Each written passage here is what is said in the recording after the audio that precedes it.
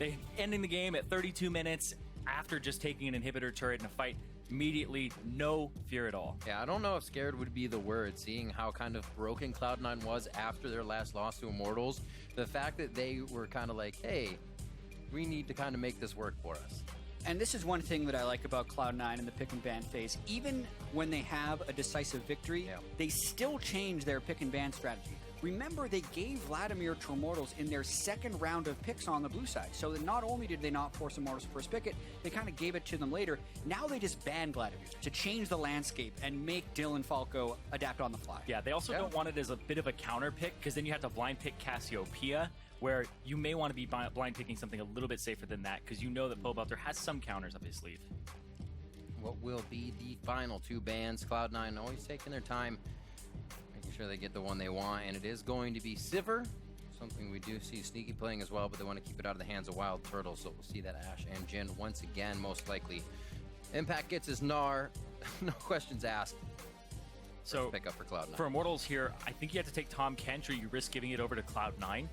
It went through the pick and ban phase. The Trundle was the other ban that ended up going down, so that might have been a support ban to make sure that they can get themselves the Tahm Kench. Not a good counter. That's exactly it. Tahm Kench and Jhin. The start of some good synergy there for Immortals. Yeah, and I like that they take the Jhin over the Ashe, because now Cloud9, if they go for the Ashe, you have a counter in the Tahm Kench. Like, there's good synergy between Tahm Kench and Ashe. It's a really good combination, but they're trying to kind of bait the low mobility of the Ashe and make sure that they have something to kind of counterplay it with. They're both very similar, but I still think that, Wildturtle, a little bit more comfortable on that Jhin. Yeah, if you're just thinking through the rest of Cloud9's composition as well, I wonder if they want to actually change that much. They're hovering the Gragas. They still have the potential to go Zac if they really want to, because last game he technically picked it over the other champions as well. Oh, wow. Karma was left up. That Rek'Sai got put on the ban list.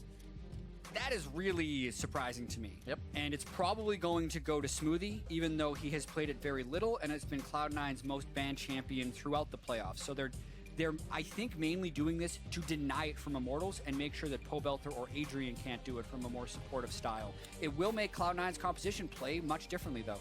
Yeah, that might be a Smoothie support, but Braum is still up. Usually you would think he would go with that for the high CC, but yeah, they saw the Tahm Kench come through. They may be thinking this is a lane we have to poke out and get an advantage there. Yeah, I think that's absolutely the case. We also get to see the Nidalee from Reingover really going to have to try and outfarm Meteos, because that's a matchup where the Nidalee can get 20 to 30 CS up and really start taking over the jungle, even more so than a Rek'Sai would be able to. Yeah, Rek'Sai can kind of keep in tow in terms of farm speeds, whereas a Nidalee, you can usually see up 2 levels sometimes around like 9 and 11. If the Nidalee just starts invading the jungle, has so many ways to get away. I feel like that's what's going to have to happen. Immortals, again, drafting a composition with hardly any crowd control. And this is going to be a team that runs away, Cloud9. Before they locked in the Karma, I was expecting something like a Cassiopeia, an Ashe, and a Braum, but they completely changed their style. Right. This, to me, says extremely strong lanes, and that's the majority of what they care about. The Lucian Karma crushes the Syndra, one of Jensen's strongest laners. So instead of going with the great hyperscaling team fight they had last game, they just want to win lanes now. Hit it.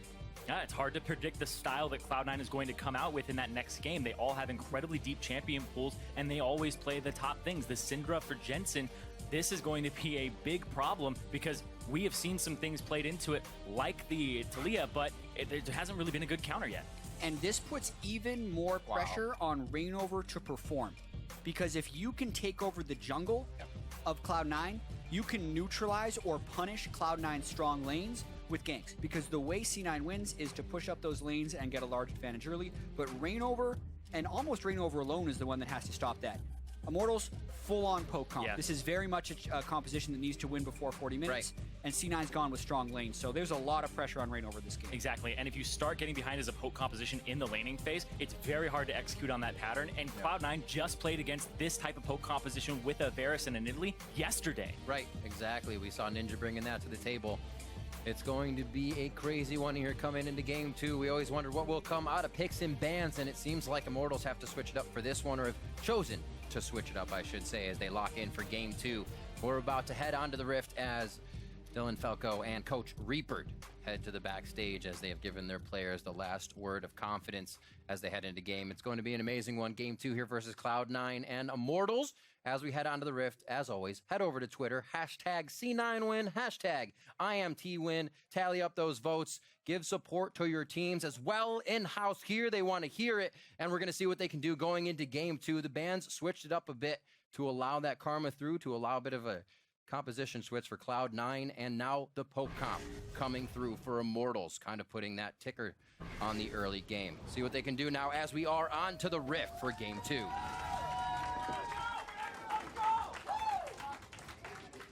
And because of this composition and the structure of it for Immortals, I'm watching Wildturtle this game, because if he can land his W's, his deadly flourishes, that will allow Poke to land guaranteed from Pobelter as a follow-up, and that's the siege pattern that they're looking for, is long range, get a little bit of a poke down, make sure that you have the follow-up, because he's really their primary CC here. And I'm also just going to talk every game about how amazing this series is. Please do. Immortals was 33-3 combined in the spring and summer split, and it was almost an afterthought of like, oh, I wonder how Immortals is going to do at Worlds. I can't wait to see them internationally. And the fact that they may not even get that opportunity is insane to me. It is, because you go into each season and you think, oh yeah, Immortals will probably almost go undefeated again. But will that happen at the end of the season? No, I don't think so. They have been more dominant in the regular season than Cloud9 was when Cloud9 exploded on the scene. And the thing is, Cloud9 carried that through to the playoffs. That's where Immortals has completely faltered, in the actual high-pressure games. Then you also look at Cloud9, and they've made it to every World Championship since the formation of their organization. That's the world we live in. One of those teams doesn't get to go to Worlds. Breaking my heart, Chad. I know. It's going to be a sad day for someone, but a happy day for the other ones. Such is sports. That is true. And we'll go to the best team here that represents today. Right now, Cloud9 has shown strength in the beginning, but as I mentioned in the closing of Game 1, Immortals could have the same effect on Game 2. We could see a 30-minute game in their favor just as easy as Cloud9 won Game 1, and that's what makes this series so amazing. Turtle and Adrian coming to lane, but they're going to have that level 2, so they may just be able to gain back the aggression. It doesn't look like they did the Gromp. Yeah, you're right. I looked down as well as you said that, so they didn't even get it. Zyrene's going to go back and check what happened, because that is an awful start to the lane for Adrian and Wildturtle, and that's going to put a very early advantage for Sneaky and Smoothie, who will basically have this shove. The next time I feel like Immortals would be able to retaliate would be level 3, so it's going to be a while of Sneaky and Smoothie being able to be shoved up. Yeah, it was warded, and then they had the Karma invade the very ranged support that allows the poke, so they had to stop the Gromp, so neither side ended up doing a camp level 1, but Immortals came a little bit chunked to the lane and had to give up pressure. All right, so good eyes. Cloud9 trying to kind of formulate something in the early game. Get under the skin of Immortals bot lane here. We saw a little bit of aggression only with the attendance of Reingover and Meteos really last game to the bot side. It was all really mid lane, but what happened around the mid lane and how they rotated. Yeah, and also notice the ward that Sneaky was able to get deep in the jungle of Immortals. So when Reingover goes over to the blue side, it alerts C9 to be a little bit more careful with the potential mid lane gank. And actually, here comes it's going to allow Meteos to invade. Reingover's spited early! Ooh, Meteos stole it! Gragas invading a Nidalee. That is how you see it's a team effort when you jungle. The Nidalee can't do it by herself all the time. That ward came down. Meteos is putting pressure on Reingover because he knows he's not performing right now. And what is going to happen to the Immortals lanes now? We know that they have winning matchups almost across the board, and their blue buff reliant jungler just got denied the first blue buff of the game. Well, you look at it, this matchup here is something Huni can work on from Game 1 to Game 2. Already trying to put more pressure onto Impact, but like you guys were saying, the teamwork early game, Jensen had the lane pushed up on Pobelter. No way for him to help there. Meteos and the team had that setup. Really great setup. Absolutely. 4 minutes now, 300 gold lead, just about for C9, but that's going to start the spread if this can become now a turret or a big fight. We saw last game, it was very even, and then a huge explosion of gold after the fight at 15 minutes. Yeah, Pobelter gets really low, and this isn't even level 6 here. Syndra has so much kill pressure and so much damage, but big thing is Huni had already used his teleport to get back to top lane because he has so much pressure on that lane, and Impact played it perfectly with the wave building up, chunking him out and making sure that he had to use it or else he misses a ton of experience. Yeah, and this also means that if Immortals do try to gank the bottom side, Impact's going to have the teleport advantage. He just used not get too back much too. room to go. He could have had the teleport advantage. Yeah, they're playing for the lanes. Come on, they're man. playing for the lanes. There. Yeah, that just does seem to be the way that they want to go, though, is play through the lane, try to get an advantage there. You were talking about it in the draft, where they have drafted winning lanes for all across the board for Cloud9. Mm-hmm. So far, keeping the CS lead in the bot, even across pretty much everything else, except for Meteos out farming Reingover right now as he's kind of scrambling for camps, making sure Meteos isn't coming in once again. They're actually right next to each other, and Meteos will be sneaking a peek. He's got a level advantage on him right now. Reingover would need something crazy to get What back is on this timing? He snuck up on this. If they can wait for Pobelter to recall as well, they could maybe even kill him. Oh, he's going to try to smite it away. Oh, Neither he doesn't have it. one of them Yeah, they don't have it. So what are you doing here, Meteos? Make up your mind. He's putting pressure on a Pobelter. Whoa! Wait a minute! This was planned out forever! Why did Pobelter stay? Exhaust is down as well, so they can do a repeat. He only has flash there, and he's not even 6. Immortals never knew Meteos was there. Meteos was thinking about the mid lane the whole time. He didn't care about Reingover. The real prize was in the mid lane. Pobelter doesn't even get to flash. And he pushed Reingover off to the right side, and it looked like Pobelter was still just hanging around, sees the Gragas come up at that point. And, oh man, because the barrel was thrown at the wolf camp, they should have been alerted then that Pobelter does have to leave. Right. Those are the few moments you have to say, I'm going to be able to flash out of this. But maybe they just didn't expect Meteos to go level 5 under the turret. Pobelter had to abandon right there. Yeah. Doesn't flash in time. Gets chain stun. Easy kill with the Thunderlords, and his exhaust is down. That's killer.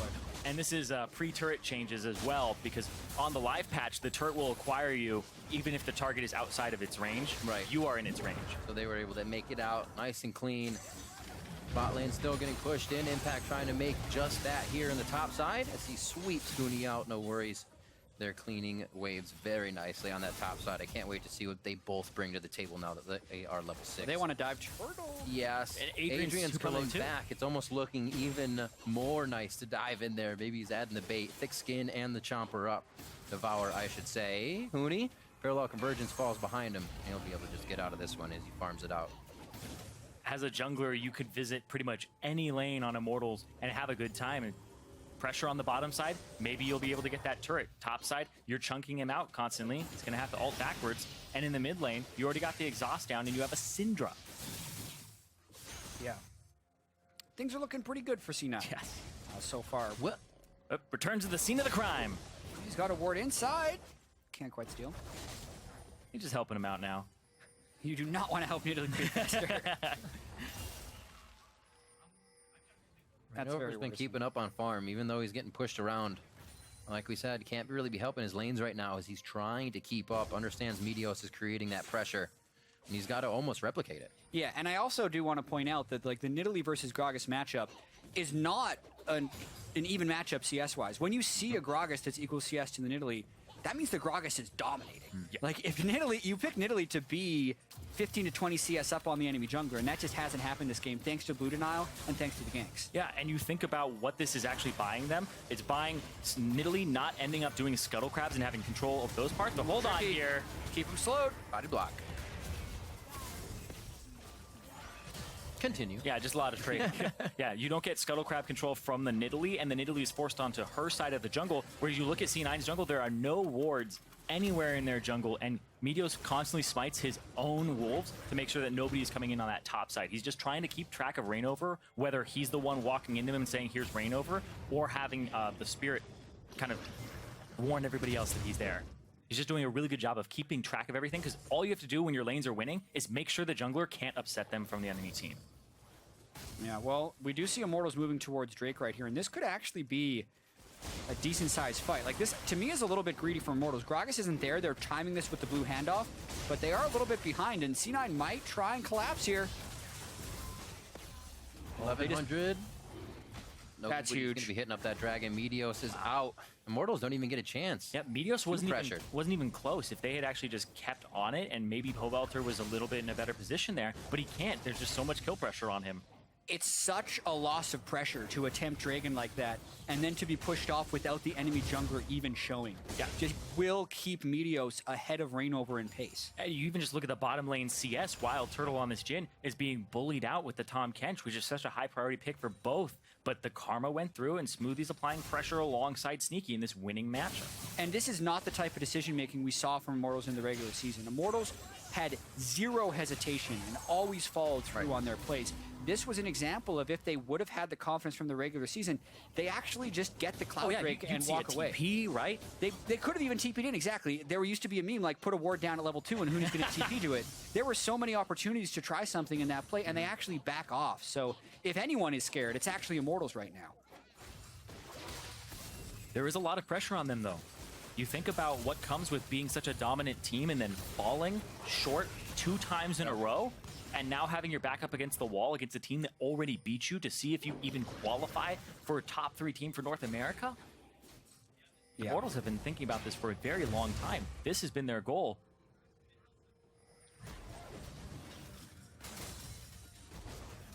Practice for Immortals as well recently. Wasn't the same for Cloud9. Cloud9 was able to play through these matches, had a bit more stage, kind of warm up, if you will. Here we go. There's the teleport. Able to test some things. Let's see if they're tested here. Sneaky gets the Mantra Shield out, and he gets killed right away. No chance there. And this is where Immortals starts to act on their own plays, not waiting for something from Cloud9. Yeah, and that was actually just a really smart play and a poor play by C9. Meteos and Jensen both showed top side, both clearing a pink ward. You do not need to invest both people on that pink ward. So as soon as they saw that, Sneaky and Smoothie were in gank range. Everyone piles down bottom lane. They get the kills and probably the turret. Oh, turning it around. Here comes the TP on the bottom side, and here comes Jensen from the top. At most, it's a 4v3, though. Dar's wearing off here. They might just be able to turn on Impact. He gets the ultimate off right before he goes mini. They're into Adrian. Thick skin's used. Jensen trying to keep alive. He's got Reingover in turret range, and that's going to push him off. Impact will finally go down here as they trade 1 for 1. But you got to remember, C9 just lost 2. They still save the turret, though. That's the big thing for Cloud9, is they keep themselves with a little bit of a gold lead, and those advantages stay intact instead of the game snowballing away from them. Yeah, still an incredibly bold call by C9. Like, when Impact teleports in there, the best situation is they have 3 against 4 of Immortals, even though Immortals doesn't hold their ultimates, and it almost goes completely wrong. Jensen got out of that fight with a pretty low amount of health. But like Zyrian said, they keep the turret, and even though they made that poor play in the bottom lane, keeping Sneaky and Smoothie out, they're able to salvage it with this 1 for 1. Yeah, I think Reingover misses all the spears he ends up throwing during this fight here. It just seems like there's a lot of pressure on him. The first one is dodged out, and this one comes through, and beautiful from Impact. Doesn't get the wall up follow-up. He really wants that, though. And then next spear from Reingover ends up missing as well. Yeah. And then he has to get out of there. He doesn't get a hunted target there to try and blow up. But luckily, they're able to turn it around onto Impact with a good Deadly Flourish from Wildturtle to get the root. Or sorry, the Pobelter Ultimate Chain of Corruption is what landed. A lot of long-range CC from these AD carries. And well, that's exactly what we said Immortals needed to do in their poke composition and start to get this little lead. That timer is on them to continue to stay even and even a little bit ahead of their opponents, Cloud9, in this game. Right now, down 2K, but still looking like they can put up a fight as Cloud9 grabs that Cloud Drake. And Immortals actually had like a very ideal skirmish for this bottom lane, where you saw they traded a little bit, Wildturtle backed up, used the curtain call, then Adrian had the Abyssal Voyage and delivered somebody into that front line. So Wildturtle is slowing the target, the Abyssal Voyage is right on top of them. You really can't get away from an Italy at that point. And the TP on top of it was kind of a little extra, but still, that's what you want to do, is have Wildturtle as the firing squad that starts the fight, and then you have Adrian deliver somebody right in. See what Reingover can start to do for himself. He's been pushed back into really his own jungle. This is the first time we've seen him kind of encroaching on Meteos. Doesn't look like he'll find too much, but the vision will give him enough to start acting on things. Sweep out from Meteos, and it looks like they are going to just pass each other without any fight. Yeah, Reingover finally a full level up. Check the experience, so the whole level up now, and then Italy just slingshots back. So that early game, a little bit over it now with that 1 kill and 2 assists to his name. But also, the Merc treads on Italy to make sure he doesn't get completely CC'd to death by Cloud9, because they have a lot. 32 on that call for Sneaky. Already has his Youmuu's finished, so he's going to get a little bit more rich. Yeah, 77 on Wildturtle, though, and he's already 40 CS down. I picked that up pretty late. a lot of big lane discrepancies as well. Not just Wildturtle, but Pobelter down a bunch to Jensen. Blue buff is basically property of C9 now. Oh, we also forgot to mention it's the first turret that went down for Cloud9 on the bottom side of the map after a push. Yeah, that all stems from them being able to defend that turret earlier and also having priority in that lane for the majority of the early game. Now they get wards in Reingover's jungle, which is kind of limit his ability to power farm. So the early game advantage you'd hope to get from Nidalee. He is levels above on Meteos, so to his credit, he's kept his experience up. He's got to make his impact felt now, though. Well, that's a good spot. Ooh, that was really good. And you can see he's the same level as the mid laner here, so Reingover on that Nidalee just farming up 2 levels up, 9 to 11. Cloud9 trying to do a little bit of work there. Meteos threw his pink ward in. You can see 3 more for C9 here. The confidence is building for those pink wards to be moved up, and the confidence of being able to protect them as well. Pushing back a bit as Immortals get a little free time during Jensen's back here. It calls Sneaky and Smoothie up towards the mid lane as they continue a 40 CS lead over the bot lane right now. On the laning phase is attempting to be moved away from for Immortals. They're trying to set up seed. This is what you want to do with Varus, Nidalee, Jhin. You just want to poke. C9 doesn't actually have sustain, so they can't get trapped in siege situations, even with a 2,000 gold lead. If Immortals tries to group up, C9 needs to fight. Immortals pinging behind them. They're saying known wards are here. Look for a teleport that is up for impact. They're being very conscious of what can happen around them here. They can easily be pinched in. Looks like they'll go bot lane for a sure fire on that turret. Yeah, they already got it pretty low. They're just trying to finish the job, but Impact looks like he wants to finish the job. Huni had ulted back to lane. The Frozen Mallet had been completed. That is Nar's strongest time in lane. And that's solo kill number, I don't know, 100 of the playoffs for Impact. It seems to happen every series. Honestly, absolutely incredible performance. This Gnar is something that, you know, maybe it has to be banned away from Impact because it's just such a powerful champion in his hand, and it has so many different play styles. He can play at the tank, he can play at lane dominant, but look here, caught out bottom. Very surprised Meteos didn't actually decide to ult back Adrian and Turtle, because he would have gotten 2 for 1 even though he doesn't do the damage to Turtle, and they actually allow Immortals to get away from that one. Depending on that time for Dragon, maybe look to keep the ults up or actually fire down this mid lane. Looks like a little bit of a wave there for him, and they are going to sweep it out. Rush Pobelter. Oh, sneeze on it. That's why. They did it. And they get an ultimate that was kind of randomly used. Yeah, they're getting a lot here. Like Huni's flash and still dying, his teleport to get back to lane, just now, and just making sure that that ultimate from Pobelter is just another thing on top where it looks like a little bit of a mistake or something that was forced from Immortals. And every little chip like that makes it more difficult for Immortals to pull something back, because if they consistently burn these key cooldowns, they can never have a comeback fight from 100%. Yeah, you think about yesterday when Impact was dueling Seraph over and over again, and he would use the slicing Maelstrom in those fights. The very next fight didn't have it. It could have been one that turned it around. And so you're thinking, okay, is that flash going to mean something in a minute? Is that TP? Because it's an unanswerable play on the table for Impact. Yeah, and that's kind of what we talk about when we talk about lane pressure or being under pressure when you're getting pushed in by the other team, because you're constantly having other things that stop you from doing what you want to do. Like a lot of League of Legends is about setting up the next aggressive play and executing the next play, and then you kind of build on your advantage. But if the other team is constantly making you burn these little things, you can never actually set up that play.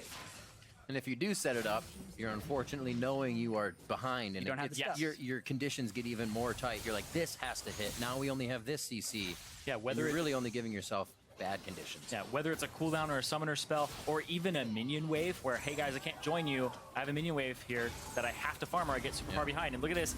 Collapsing Impact has Mega Gnar. It's like C9 and Smoothie and Sneaky just pop out of nowhere. Huni's going to get locked down. Sneaky picks one up for himself as Immortals scatter in all different directions. Pobelter trying to clean up a bit in mid so they slow things down. That's going to even out though, and C9 may just put pressure on this second tier turret or ward up for that Baron pressure coming up in 2 minutes. Yeah, looks like Mountain Drake is their preferred mode of transport. Not a bad choice. Huni's got no teleport, everyone on Immortals is back, and they might even be able to accumulate top lane pressure while going for the Mountain Drake, so that's not going to help Immortals one bit. Yep, that TP comes in handy for the pressure. You can't go and answer at that Drake at all, and especially with Huni down. And C9 are just getting advantage after advantage right now. It's only a 2,000 gold lead. or a 1.5K, but still, they have ways to just blow this game wide open with the lanes that they've had, and they've been winning pretty handily here. And they're just playing really well. Yeah. Even in the first game when they didn't necessarily pick for super strong lanes, they still picked for pretty good lanes, and they were winning their solo lanes by wide margins. Here, Jensen and Meteos were able to get a very early solo kill. Their one mistake, in my opinion, in this game was Sneaky and Smoothie showing far up in the bottom lane while they had their mid laner and jungler clearing a pink ward on the other side of the map. That was punished. But aside from that, Cloud9 has been consistently the aggressor, and they're stopping Immortals from setting up their siege so many times. And here, Immortals is trying again. Let's see if C9 can stop him one more time. Impact hovering. His teleport's ready, so he says, I can create more pressure in the bot lane. I'll call you to that. Make sure Huni or Pobelter will have to clean it up, but the pressure in mid from Immortals is going to obviously be faster. How does the fight happen, though? There are 2 wards on the shoulders behind Immortal for Huni, or for, I'm sorry, Impact to teleport to if this were to happen. Yeah, it's a little difficult to siege as well because they have so much catch out too. If you end up eating a stun from Syndra, you have to get eaten by Adrian, and also the cast backwards from Meteos was used. So now, a little bit of a free reign here. Yeah, it's pretty dangerous, actually, that C9 was holding with 3 people while Sneaky was off in a side lane, but Immortals only gets a small chip of the turret. And now Immortals has got to be pretty careful because there's those 3 wards actually behind them. If they do decide to step up, that's range for Impact to come in behind them. He just lost Meganar, however, so it's not going to be an ideal teleport, and this siege will continue.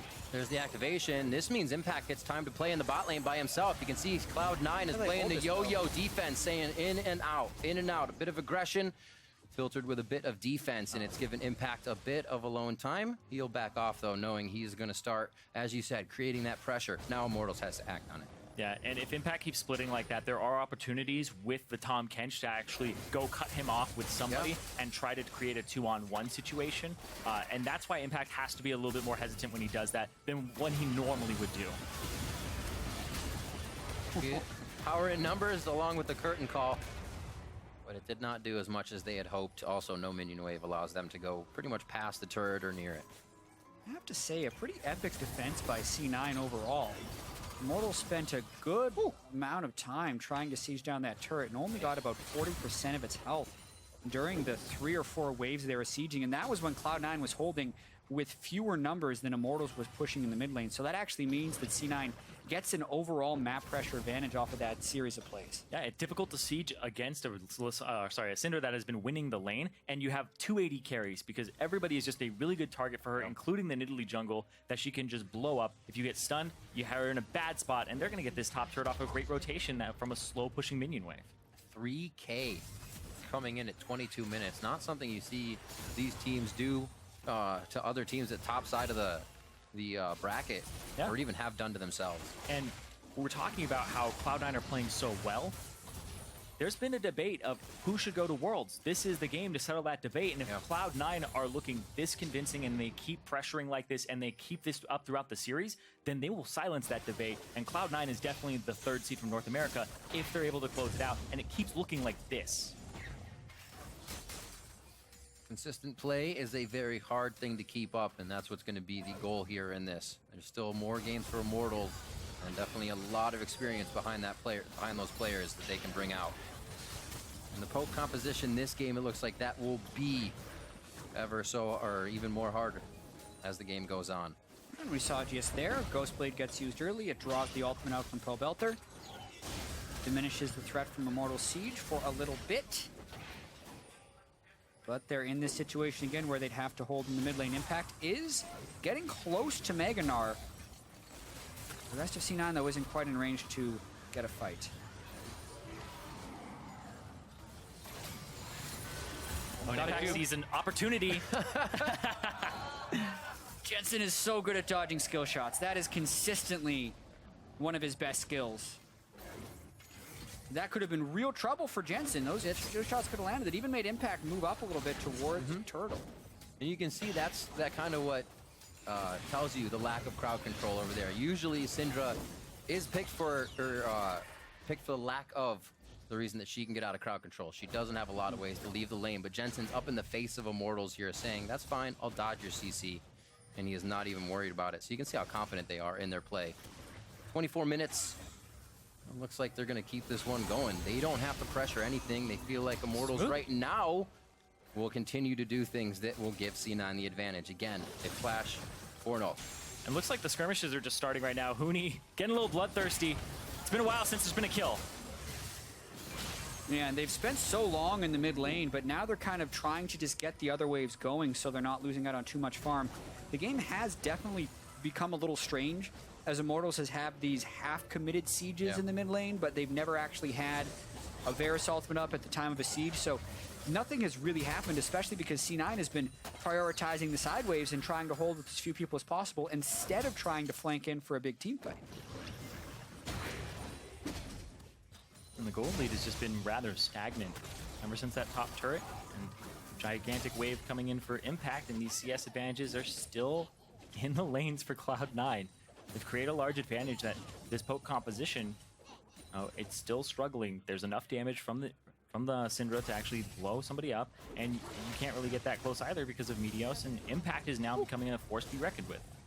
And the question for Immortals also has to be who gets the farm, because when you're doing extended sieges like this, it's Pobelter and Wildturtle. One of them is going to get naturally starved.